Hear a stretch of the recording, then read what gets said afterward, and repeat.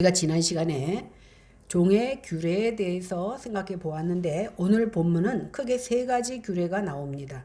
첫 번째는 12절에서 17절에 사형에 관한 규례가 나오고 18절에서 21절은 신체적 피해에 대한 규례가 나옵니다. 마지막으로 28절에서 36절까지는 가축 주인의 책임과 보상 규례에 대한 말씀이 나옵니다.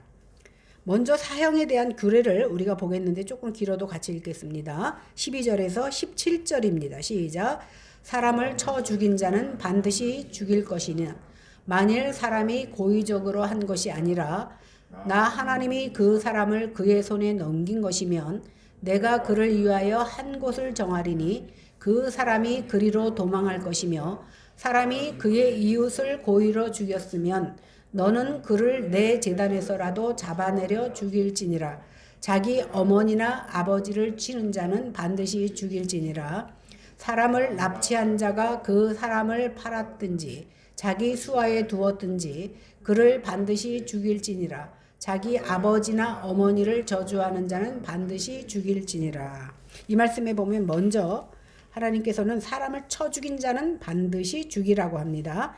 사실 우리가 십계명에 이어서 이 규례를 보고 있는데 오늘 그 살인에 해당 제6계명에 보면 살인에 해당하는 그 계명에 대해서 다시 나오는 겁니다. 살인에 대해서 사형을 선언하는 것은 합당하다고 생각됩니다. 생명은 생명으로 갚아야 되기 때문입니다. 여기 기준으로 말씀드리는 거예요. 사형에 청할 만한 규례를 다룸에 있어서 중요한 기준과 원리가 있는데 그것이 뭐냐면 고의성입니다. 고의적으로 살인을 했다면 살 길이 없습니다. 살인자가 살려고 하나님의 제단을 붙잡는다 그래도 거기서 끌어내서 죽이라고 말합니다. 그 예가 어디 나오냐면 구약성경 열왕기상 2장에 보면 요압 장군이 솔로몬을 배반하는 사건이 나옵니다. 그 죄를 짓고 나서 죽지 않으려고 제단의 기둥을 붙잡아. 그러면 살 줄 알고 그러나 어떻게 합니까? 그 자리에서 끌어내서 그 자리에 죽이는 사건을 우리는 알 수 있습니다. 그런데 고의가 아닌데 잘못해서 죽였을 경우 그럴 때는 하나님께서 도피성을 허락해 주셔서 고의 없는 죽음에 대해서는 피할 길을 열어주셨다라는 사실입니다. 그런데 이 고의 없는 죽음에 대한 표현에 대해서 하나님이 13절에 뭐라고 말씀하시냐면 나 하나님이 사람을 그의 손에 넘긴 것이면 이렇게 표현하고 있습니다. 다시 말하면 공중에 나는 새도 하나님의 허락 없이면 떨어지지 않는다고 했잖아요. 하나님께서 사람이 고의로 죽인 것이 아니라 과실로 죽였을 때 사람이 죽인 것 같지만 사실은 하나님이 사람을 그 손에 붙여서 죽게끔 허락하셨다라는 겁니다. 이렇게 원치 않게 사람을 죽이게 된 경우를 위해서 하나님께서는 도피성을 마련해 주셨는데 요단 이편과 저편 동서에 세 군데씩 나눠서 하루길에 도망갈 수 있을 거리, 그러니까 32km에서 48km 거리를 도망가서 그곳에서 도피할 수 있게 만들어 주셨습니다. 그런데 여기에 또 하나님께서 말씀하신 게 조금 우리가 이해할 수 없는 부분들이 있는데 하나님께서는요 어떻게 했냐면 그 성으로 가서 재판을 받아갖고 고의구나, 고의성이 없구나 그러면 그 성에서 살 수 있어요. 근데 그 성의 대제사장이 살아있는 동안은 그 성에서 떠나면 안 돼.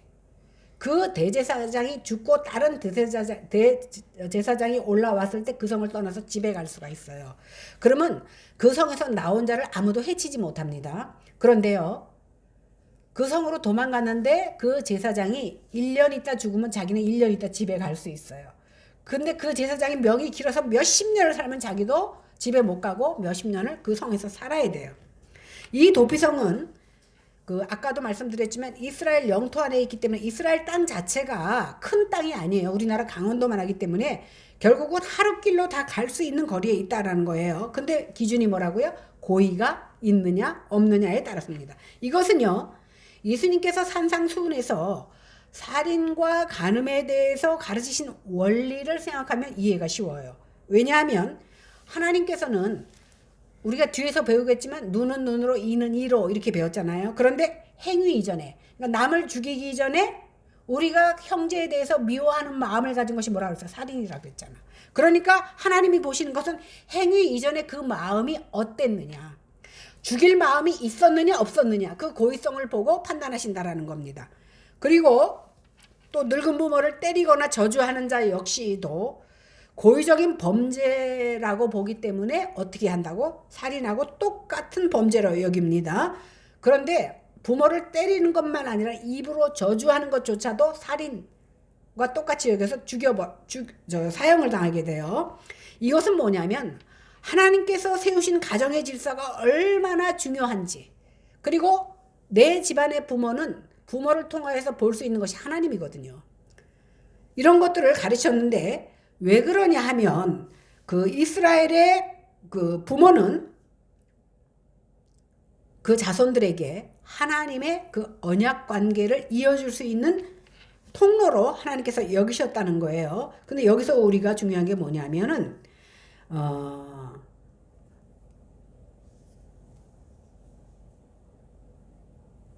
그 함무라비 법전에도 부모를 공경하라는 그런 법이 있어요. 부모를 저주하거나 때리면 사형에 처하는 법이 있는데 함무라비 법전에서는 부모가 아니라 부만, 아버지만 다루고 있고 여자의 인격 따위는 무시하는 경우가 많이 있는데 성경에서는 아버지와 어머니의 권위를 똑같이 다루고 있다라는 사실입니다. 왜 그래요?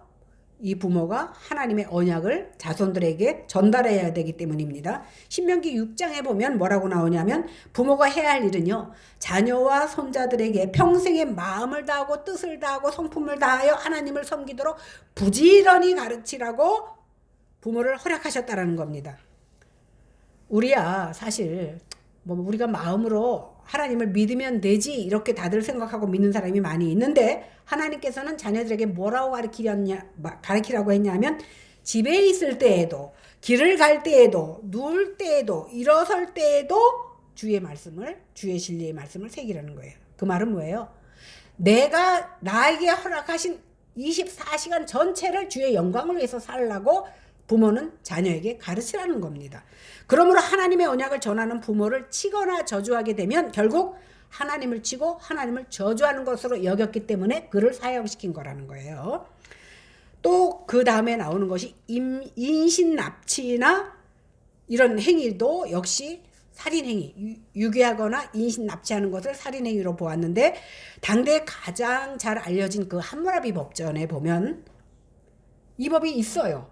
있는데 거기에는 뭐라고 나오냐면 아무나 납치한다고 죽이는 것이 아니라 부자 돈 있는 사람을 납치했을 때 벌을 받아요. 그러니까 가난하고 종 같은 사람은 데려다가 죽여도 법에 저촉이 안 된다는 거, 무법지대가 되는 겁니다.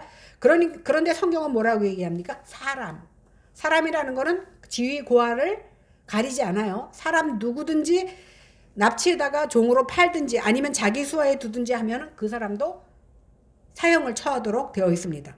이렇게 하나님의 가르침은 고아나 과부나 종이나 나그네를 돌보라는 것에 있습니다. 다시 말해서 약자를 보호하라는 겁니다.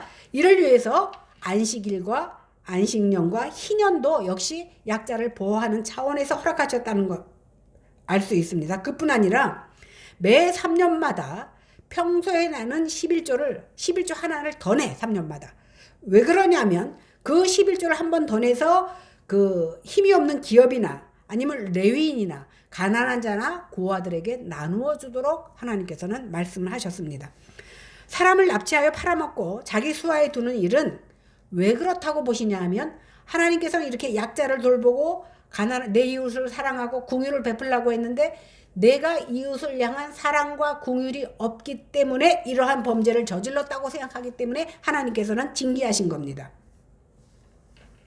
그렇기 때문에 오늘날도 보면 이거보다 더 심한 일들이 많이 나타나잖아요. 그런 것을 볼 때에 이 원인이 믿는 우리에게 또 믿는 부모에게 있다라는 사실을 우리는 간과해서는 안 됩니다. 왜 그러냐면 하나님께서 분명히 내 자녀들에게 성품을 다하여 힘을 다하여 하나님을 사랑하는 것을 가르치라고 했어요. 그럼 하나님 사랑하는 애는 뭐예요? 내가 하나님을 사랑하는 자는 이웃도 사랑하게끔 되어 있다라는 겁니다. 그런데 그것을 가르치지 않고 어떻게 가르칩니까? 그저 공부 잘하고 너 세상에서 우두머리 되고 하는 것이 잘 사는 것이다라고 가르치다 보니까 결국은 하나님의 긍휼을 잃어버리는 세대가 돼버렸다는 거예요. 그러다 보니까 오늘날 우리가 사형에 처하는 공범자들이 되고 말았다라는 사실이에요. 왜? 내 자녀와 내 후손들에게 하나님의 사랑을 가르치지 않고 있기 때문에 세상이 더 각박해졌다라는 거예요. 과거에 그리스도의 사랑으로 똘똘 뭉치고 주일학교가 잘 될 때에는요, 범죄율이 낮았어요. 그런데 주일학교가 점점 이렇게 어려워지고 하나님 되게 섬기지 못하는 사회가 되면서 이 세상에 사람을 죽이는 것을 파리 목숨 죽이듯이 내가 분해서 지나가는 사람을 무작위로 죽이는 경우가 이것 때문에 생긴다는 사실을 우리는 기억해야 됩니다. 두 번째 우리가 생각해 볼 것은 신체적 피해에 대한 규례인데 18절에서 27절까지 좀 길지만 같이 읽겠습니다. 시작. 사람이 서로 싸우다가 하나가 돌이나 주먹으로 그의 상대방을 쳤으나 그가 죽지 않고 자리에 누웠다가 지팡이를 짚고 일어나 걸으면 그를 친 자가 형벌은 면하되 그간의 손해를 배상하고 그가 완치되게 할 것이니라. 사람이 매로 그 남종이나 여종을 쳐서 당장에 죽으면 반드시 형벌을 받으려니와 그가 하루나 이틀을 연명하면 형벌을 받으리니 그는 상전의 재산임이라.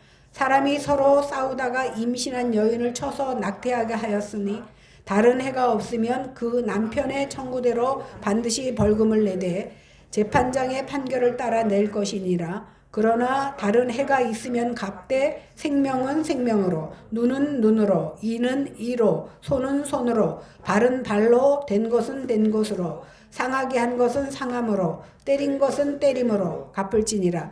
사람이 그 남종의 한 눈이나 여종의 한 눈을 쳐서 상하게 하면 그 눈에 대한 보상으로 그를 놓아줄 것이며 그 남종의 이나 여종의 이를 쳐서 빠뜨리면 이에 대한 보상으로 그를 놓아줄지니라. 눈과 이가 굉장히 중요하네요. 두 번째 다루는 것은 개인 신체 피해에 대한 규례입니다. 사형에 해당하는 죄가 아니라 배상을 요구하는 범죄에 대한 규례입니다. 이것은 근본적으로 율법은 무력을 사용하는 것을 금하고 있습니다. 두 사람이 싸우다가 한 사람이 죽으면 형벌을 받게 되는데 보통 생명은 생명으로 그랬으니까 뭐예요? 그 사람도 죽어야 마땅한 겁니다.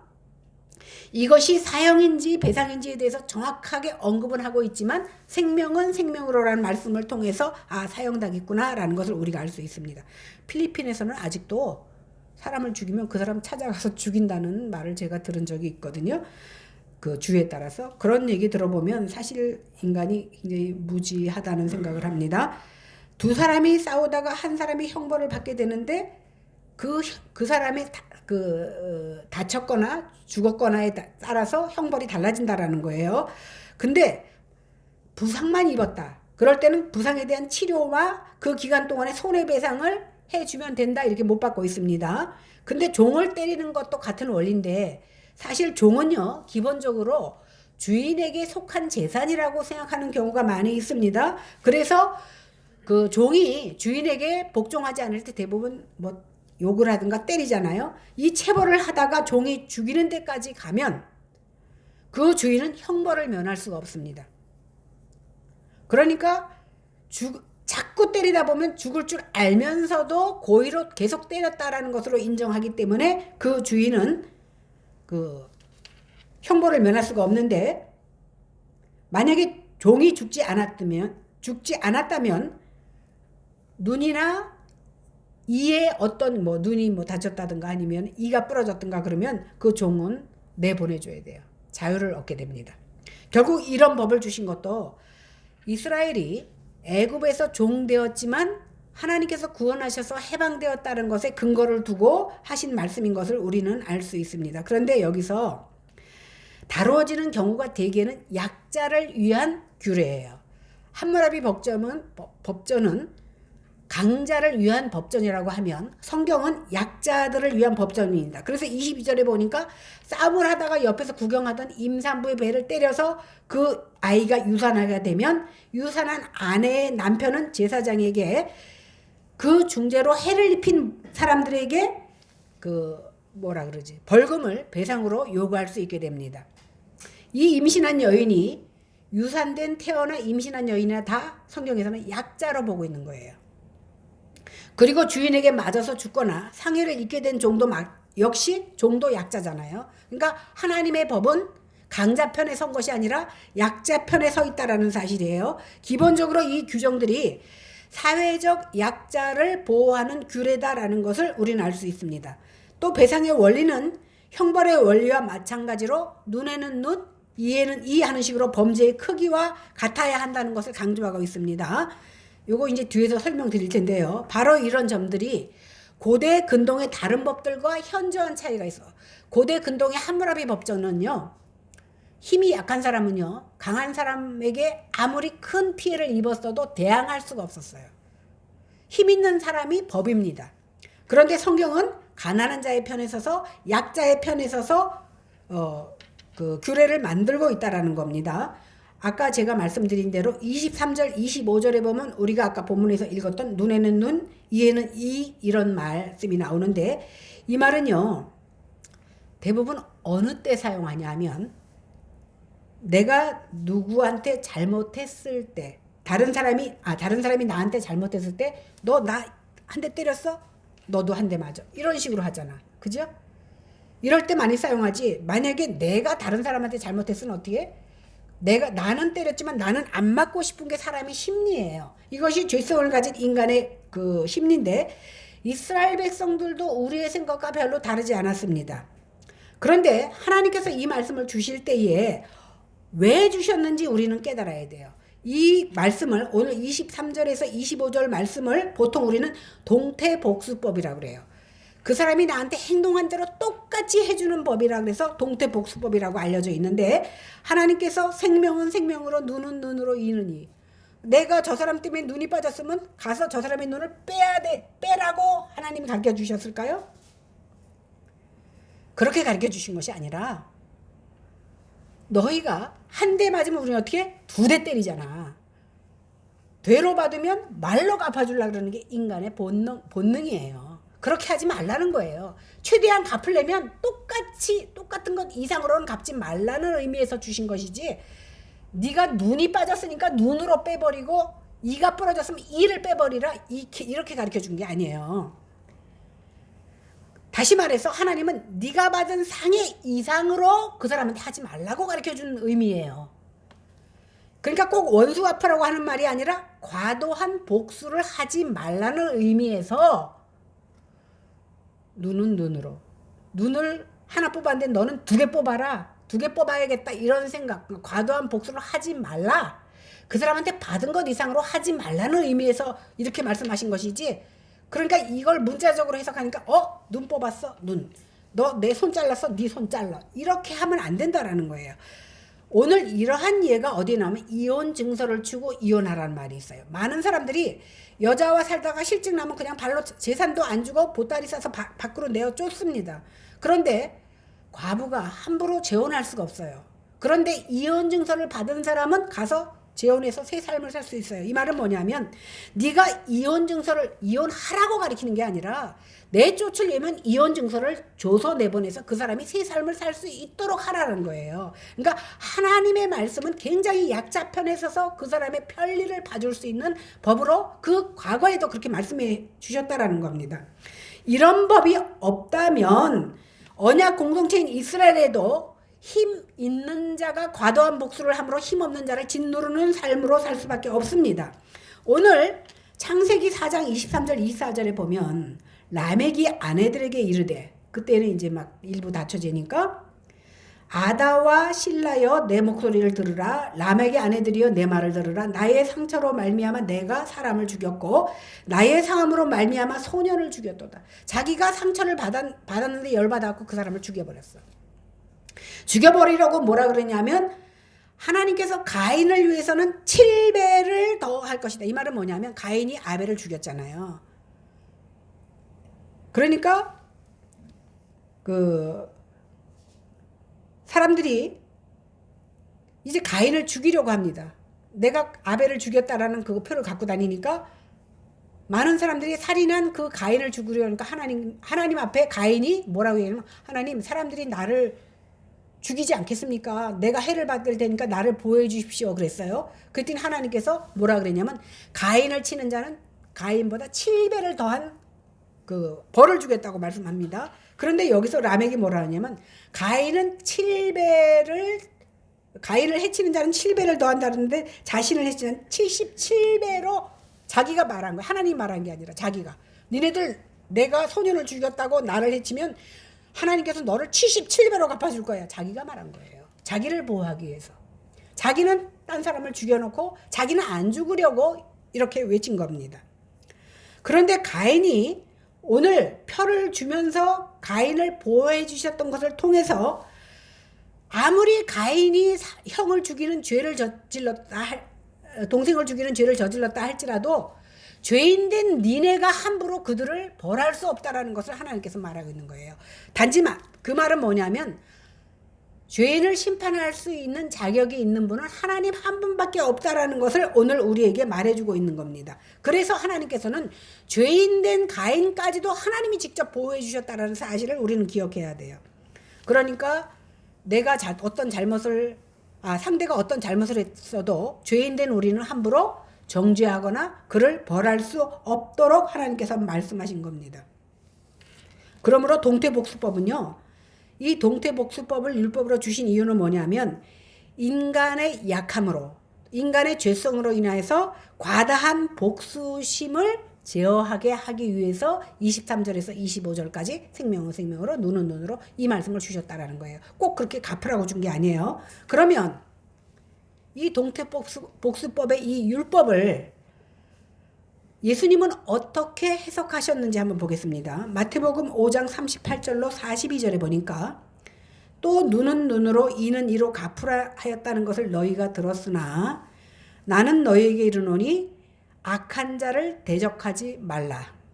누구든지 내 오른편 뺨을 치거든 왼편을 돌려대며 또 너를 고발하여 속옷을 가지고다 하는 자에게는 겉옷도 가지게 하며 누구든지 너로 오리를 가자 하면 십리를 가지고 내가 구하는 자에게 구워주고 꾸고자 하는 자에게 거절하지 말라. 이렇게 말씀하셔요. 그러니까 아까 말한 눈은 눈으로 하고는 전혀 다른 말씀을 예수님께서는 하고 계십니다. 예수님께서 이 내용을 율법에 명시한 동태복수법 저자 무력화시키는 이 말씀을 하시는 것은 뭐냐면 악을 악으로 갚지 말라는 거예요. 로마서에 보면 내가 원수에게 상을 베풀므로 원수에게 진수성찬을 베풀어 주므로 그 원수의 머리 위에 숯불을 올려놓음이 되리라 이렇게 말씀하시는 부분이 있어요. 진짜 그 의미는 또 해석하려면 또 긴데 어쨌든 이 말씀을 종합해서 볼 때에 그가 나를 해하는 원수를 할지라도 대적하지 말고 오히려 사랑으로 베풀어 주라는 것이 예수 그리스도의 말씀입니다. 그러면 왜 예수님께서는 이렇게 명시적인 율법 조항조차도 그렇게 말씀하시는지 이렇게 해석하시는지를 보겠습니다. 예수님께서 뭐라 그랬냐면 내 나라는 세상에 속한 것이 아니다 이렇게 말했어요. 다른 세상이 너희에게 준비되어 있다. 다시 말해서 너희가 이 세상이 다인 줄 알고 사느냐?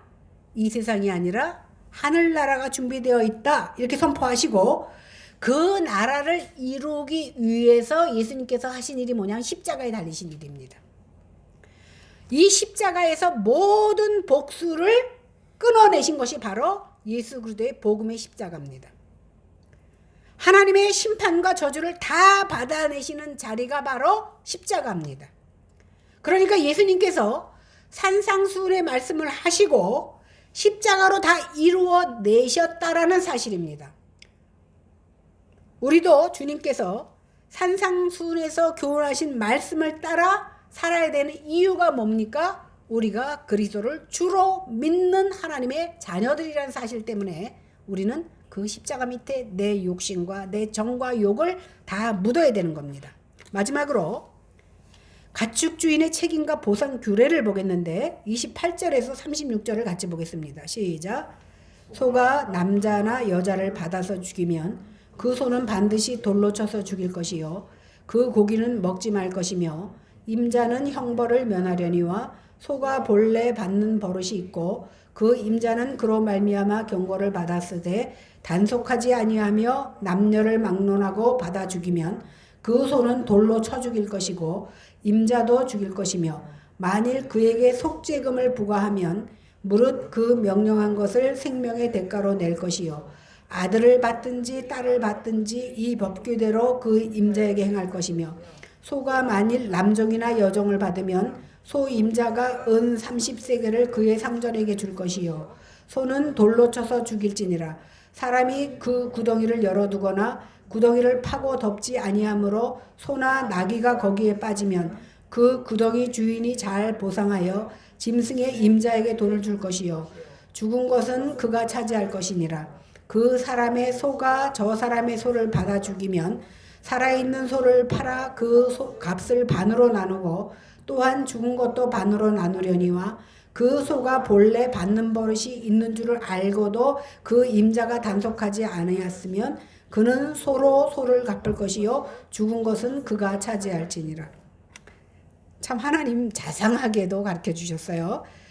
이 본문은요 두 부분으로 나눌 수가 있는데 28절에서 32절 33절에서 36절 이렇게 둘로 나눌 수 있거든요. 28절에서 32절은 사람을 해친 짐승의 규례입니다. 그 다음 뒤에 나오는 33절에서 36은 가축이 가축을 해친 규례에 대해서 말씀한 겁니다. 소가 만약에 사람을 받아서 죽게 되면 소의 주인은요 소를 잃은 것으로 형벌을 면하게 됩니다. 그런데 이 소를 반드시 돌로 쳐 죽이게 됩니다. 왜 그러냐면 이 소가 사람의 피를 흘리게 했기 때문입니다. 또한 이것은요 사람을 보호하기 위한 건데 만약에 그 소를 그냥 살려두면 또 가서 다른 사람을 해치고 다른 사람을 죽일 수도 있기 때문에 재발방지 차원에서 그 소를 죽여버립니다. 또한 그 죽은 소는요 생명의 대가로 죽였고 배상으로 준 거기 때문에 그 소를 죽였지만 그 소고기를 먹으면 안 됩니다. 그러나 어떤 이런 경우에도 고의성이 있느냐 없느냐를 또 따라서 경중이 달라지는데 만일 주인이 자기 소가 들이받기를 잘하는 소인 줄 알면서도 풀어서 방치했으면 소의 주인도 책임을 면할 수가 없고 소만 죽이는 게 아니라 주인까지도 죽입니다. 자신의 소가 사람을 받는 버릇이 있다는 것을 마땅히 사람들에게 주의를 주고 관리를 했어야 됐다라는 겁니다. 그런데 죽임을 당한 가족이 생명의 대가로 그냥 돈으로 달라 이렇게 말하면 죽임을 당하지는 않습니다. 그리고 그런 소가 만약에 아들이나 딸을 받아서 죽게 했으면 아들이든 딸이든 그 임자, 그 주인하고, 그러니까 어른들하고 똑같은 배상을 해야 됩니다. 근데 만일 죽은 사람이 여종이나 남종이면 그 임자에게 은 30세겔을 주면 됩니다. 왜 그러냐면 그 당시에 종의 가격이 은 30세겔입니다. 은 30세겔 그러니까 생각나는 거 있죠. 레위기 27장 4절에 보니까 하나님이 서원한 여자의 몸값이 은 30세겔이에요. 또 하나 뭐가 있죠? 가룟 유다가 예수님을 판 값이 은 30세겔이에요. 그러니까 예수님은 종으로 팔렸다라는 거예요. 종 30세겔, 종이 은 30세겔이었던 것처럼 예수님은 하나님이시지만 만유해 주시지만 종이 되셔서 은 30세겔 팔만한 가치밖에 안 되게 오셨지만 그러나 우리 온 인류의 죄를 사해 주셨다라는 사실입니다. 두 번째 경우가 가축피에 대한 규례입니다. 33절 34절은요. 남의 가축을 나의 그 부주의로 구덩이에 빠져서 죽게 만들었을 때 배상 규례입니다. 사람이 구덩이를 열어두거나 구덩이를 팠는데 덮지 않아서 소나 나귀가 빠져 죽으면 그 구덩이 주인이 짐승의 임자에게 돈으로 보상을 해야 되는데 그 죽은 짐승의 값을 지불한 구덩이 주인이 차지하게 됩니다. 그러니까 죽은 짐승의 값을 어떻게 주고 그 시체 있지요. 죽은 시체는 구덩이 주인이 갖는 거야. 그러니까 죽은 그 소나 나귀가 죽었어. 그러면 돈으로 갚아주되 죽은 시체는 내가 갖는 거야. 구덩이 주인이. 이 규례는요, 사유지나 공공 구덩이를 팠을 경우나 공공장소에서 어떤 제재도 받지 않고 진입할 수 있는 사유지의 구덩이를 팠을 때 해당하는 규례입니다.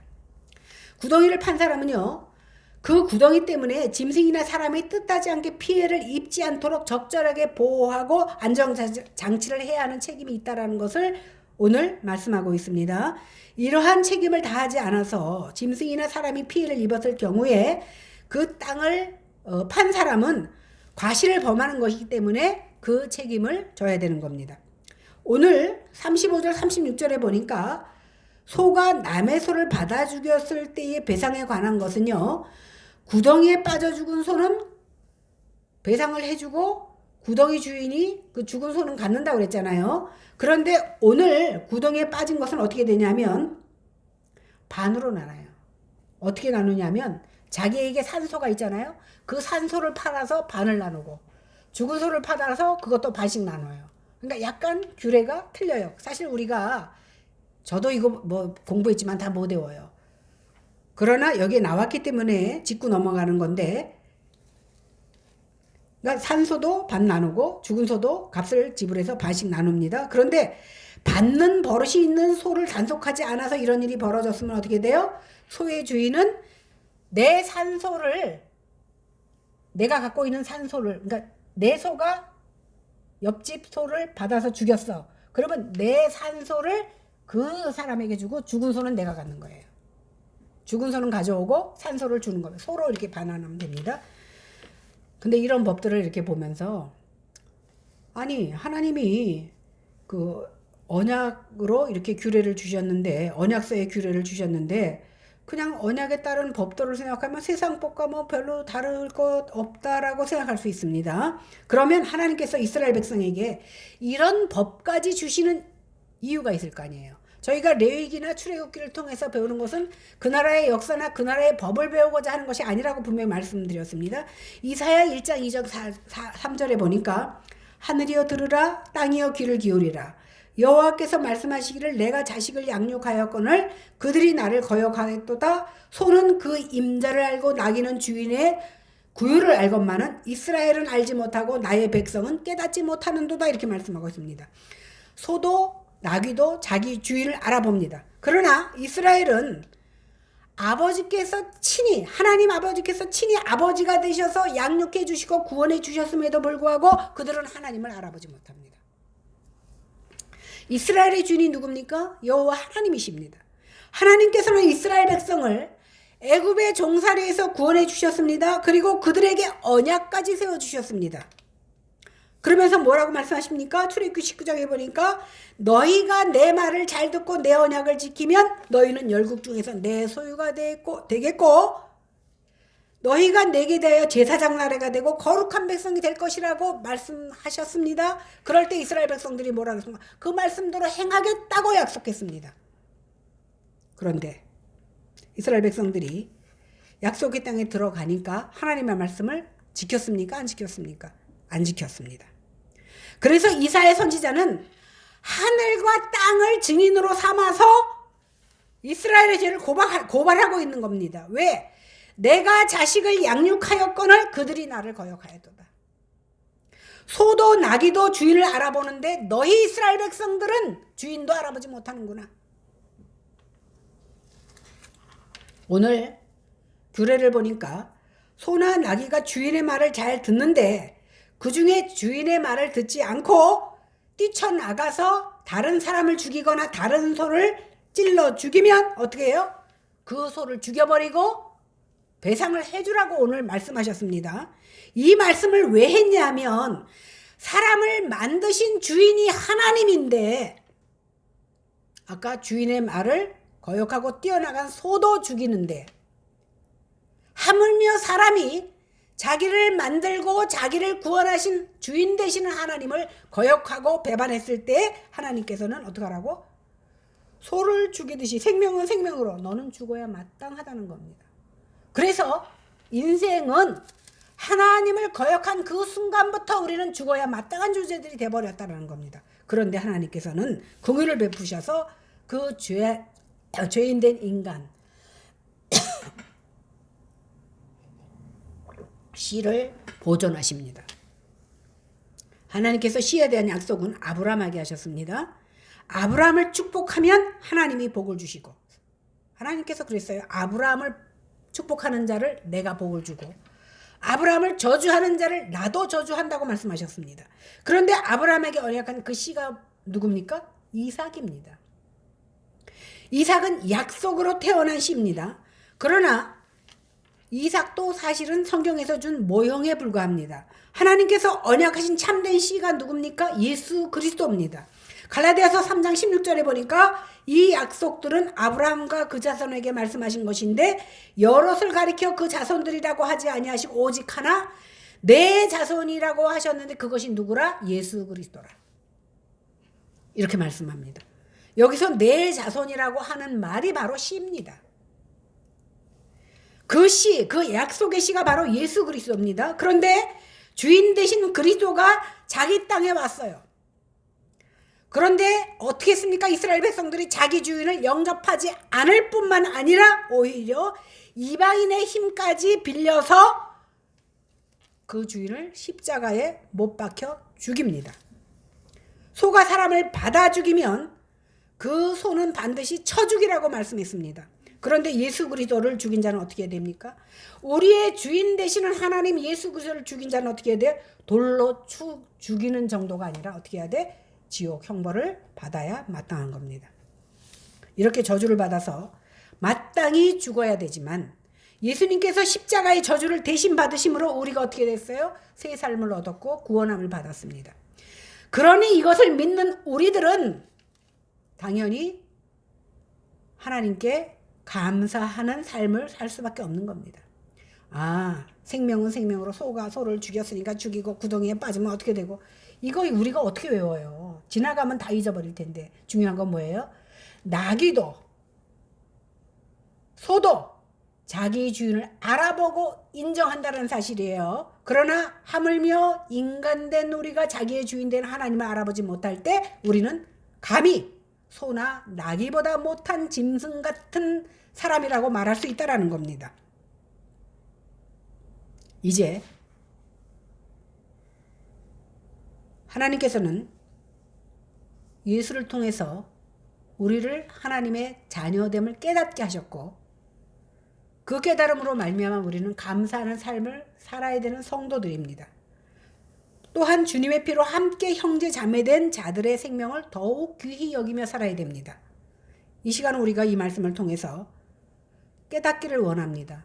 이 시간 성령 하나님께서 우리를 깨닫게 하시고 은혜를 주셔서 출애굽한 이스라엘 백성과 언약을 맺으시고 여러 가지 언약서를 통하여서 주신 그 참된 규례의 의미가 무엇인지 깨닫게 하는 시간 되기를 바랍니다. 그래서 우리가 주님의 은혜로 함께 생명을 얻은 자들을 귀히 여기며 그 형제의 유익을 구하는 자들이 다 될 수 있기를 바랍니다.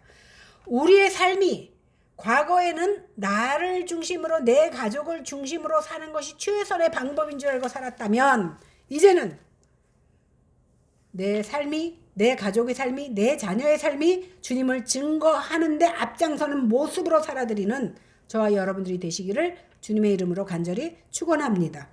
기도하겠습니다. 하나님 아버지 감사합니다.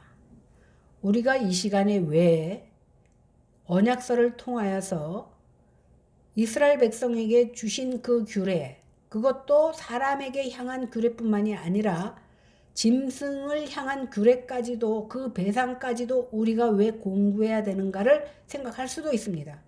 그러나 이러한 규례를 허락하심으로 말미암아 하나님께서 진정 보여주고자 하셨던 것은 짐승들도 자기 주인을 알아보고 섬길 줄 알거든 인간된 너희가 어찌하여 짐승만도 못한 모습으로 하나님을 섬기느냐는 것을 깨닫게 하시는 것인 줄로 압니다. 이 시간 저희가 깨닫게 하여 주시어서 이제 이후로 짐승 같은 삶의 모습으로 주님 앞에 드리는 것이 아니라 정말 하나님께서 사랑하시고 지으시고 기뻐하셨던 그 하나님의 이미지 형상대로 주님 앞에 영광 돌리는 저희들이 다 될 수 있도록 하나님 믿음을 더하여 주시옵소서. 감사드리며 예수님 이름으로 간절히